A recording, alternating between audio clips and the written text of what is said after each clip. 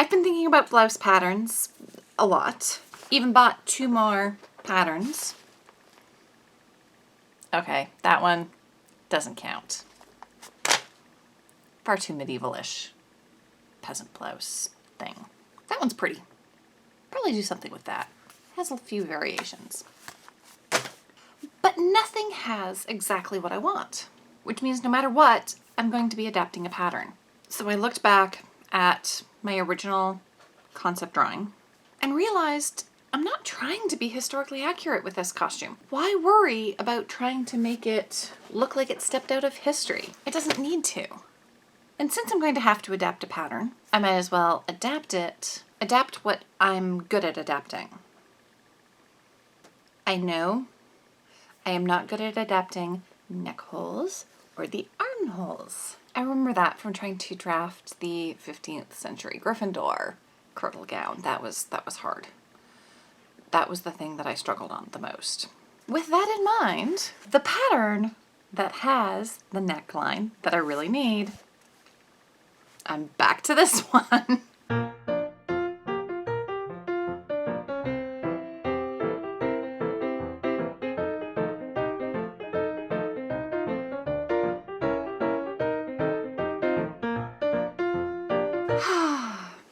Because it does come up and have a more circular neckline. A lot of the other ones are V or the really crazy structured, which I don't need.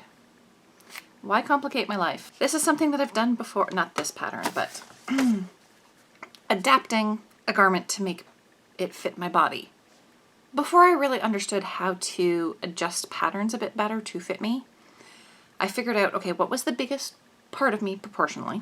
Okay, that's the size. I cut out that large size, pinned it so that the pins were running like where the seams would go, put it on inside out, and then pinned and adjusted it. That's what I'm gonna do with this. I've gotten better. I no longer need to cut out the largest size possible for me. Instead, what I can do is go, okay, my bust measurement is this size, my under bust measurement is this size, waist is this size, my hips are that size, and kind of do a whoop along the size to get it closer to my size. Judging by how square that is, it's probably not going to have a lot of shaping, and I'm going to have to add that. That's fine. The other main adaptation I will have to do, the front of this blouse is joined and then has a little opening and then buttons at the top. I want it to button all the way down.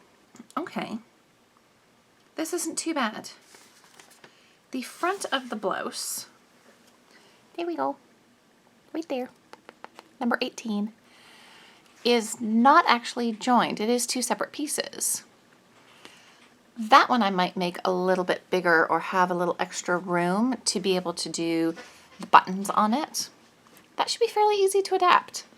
Once I figure out where the buttons need to go, then I can take it in, shape it so that it doesn't look like a sack on me without the corset. That's my plan. And having a plan is half the battle. After that, you just kind of have to be flexible to adapt to whatever comes your way, because there will be bumps along the road.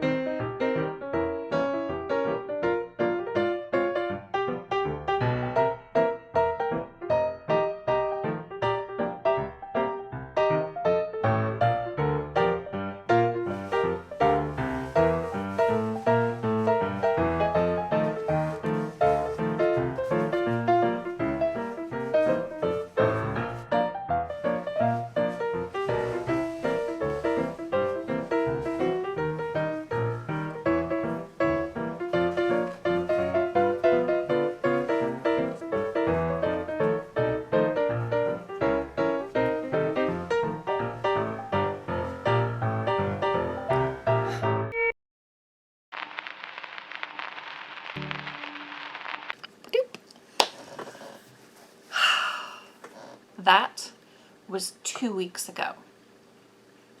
I have not touched this project since then. Why? Because I have chosen poorly. The pattern is for a loosey, flowy blouse. My cotton is not. It is a thicker, more substantial fabric. It doesn't fit. I mean, like, I could physically wear it, but it doesn't fit. And that has discouraged me. So it sits there, mucking me. Just kind of like, I'm here. But I'm here today talking to you about it because I think sometimes it really is important as creators to acknowledge when things go wrong. And they have certainly gone wrong. I mean, not catastrophically wrong. I have enough material that I can redo this blouse if I have to. But I don't want to waste this material. I've already cut it out. I still want to try to salvage this, I think. Bottom line, I have a few choices.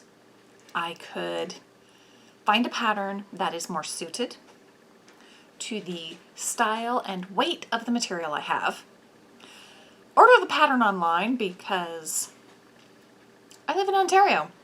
We're back in the whole stay-at-home thing. I can't go shopping to buy a pattern, so I'd have to order it online, wait for it to arrive, cut out the pattern pieces, and then make the thing. Or I try to make this work somehow and just go ahead with my original plan of put it on me and pin.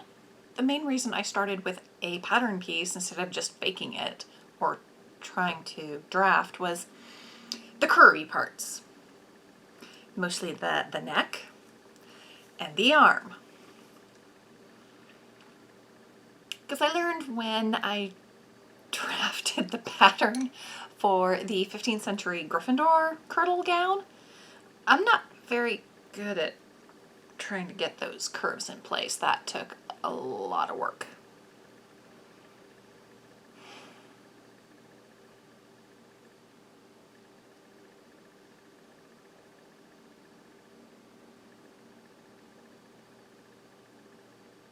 Why don't I just use that pattern?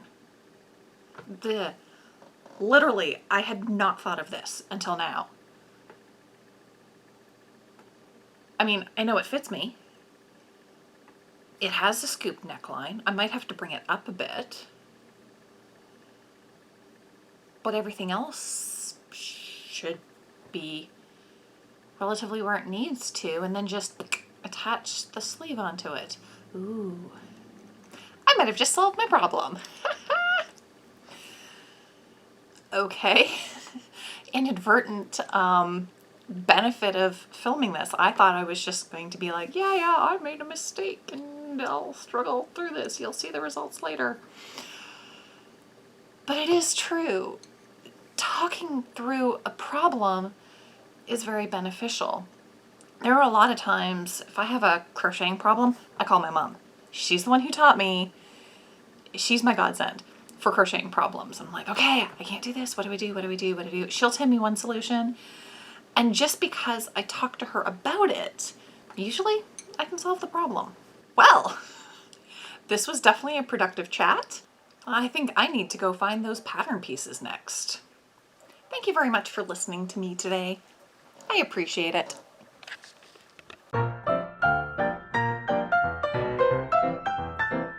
In case you're wondering what's in the timey-wimey mug, mint hot chocolate.